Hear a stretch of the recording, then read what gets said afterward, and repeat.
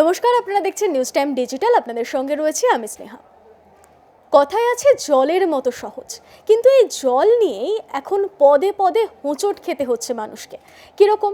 আপনি সারাদিনে কতটা জল খাবেন, কতটা জল খাওয়া শরীরের জন্য ভালো, বেশি জল খেলে কি কি সমস্যা হতে পারে, বা ঠান্ডা জল খেলে নাকি একাধিক সমস্যা রয়েছে, আবার নর্মাল টেম্পারেচারের জল খেলেও নাকি আরাম হয় না, এরকম সাধারণ মানুষের মধ্যে একাধিক বিতর্ক ছড়িয়ে পড়েছে।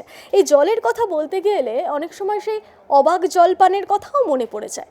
কিন্তু চিকিৎসকেরা কি বলছেন? জল খাওয়া শরীরের জন্য খুবই ভালো, প্রয়োজনীয়, সেটা আমরা সকলেই জানি। কিন্তু ঠান্ডা জল খেলে কি শরীরে সমস্যা হয়? হ্যাঁ, এটাই আজকের বিষয়। ঠান্ডা জল খেলে শরীরের জন্য ক্ষতি হতে পারে, কিন্তু সবার জন্য এক নিয়ম নয়। যারা শরীর চর্চা করার সময় ঠান্ডা জল খেলে শরীরে আরাম হয়, এটা যেমন ঠিক, অন্যদিকে অনেকেই বলে থাকেন যে রোদ থেকে বাইরে থেকে ভেতরে আসলে, ঘরের ভেতরে প্রবেশ করলে ঠান্ডা জল খাওয়া একদমই উচিত নয়, কারণ তাপমাত্রার একটা সমস্যা হতে পারে। সেক্ষেত্রে ঠান্ডা লাগার সমস্যা হতে পারে, যেমন সর্দি, জ্বর, কাশি হতে পারে, বুকে কফ জমে যেতে পারে, যার কারণে একটা ঠান্ডা লাগার সমস্যা তৈরি হতে পারে। এরকম নানাবিধ সমস্যা কথা বলছেন চিকিৎসকেরা। অন্যদিকে ঠান্ডা জল খেলে অনেক সময় হজমের সমস্যা দেখা দেয়, কিন্তু তাই বলে ওজন বাড়ে এমন কথাও কিন্তু বলছেন না চিকিৎসকেরা।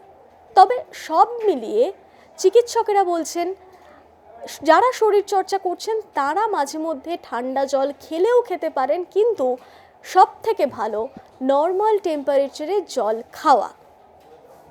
চিকিৎসকেরা বলছেন ঠান্ডা জলও কিন্তু শরীরে একাধিক সময় ভালোভাবে কাজও করতে পারে। কীরকম?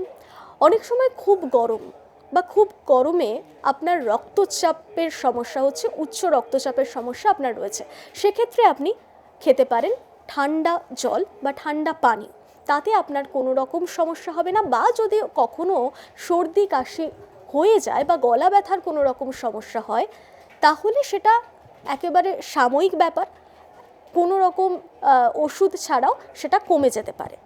তাহলে আপনি এখন থেকে কোন জল কিভাবে খাবেন বা কতটা পরিমাণ করে খাবেন, তা অবশ্যই শুনে নেবেন আগে চিকিৎসকের থেকে, যে আপনার শরীরে কোনটা প্রয়োজনীয়। তারপর সমস্ত দিক বিবেচনা করবেন।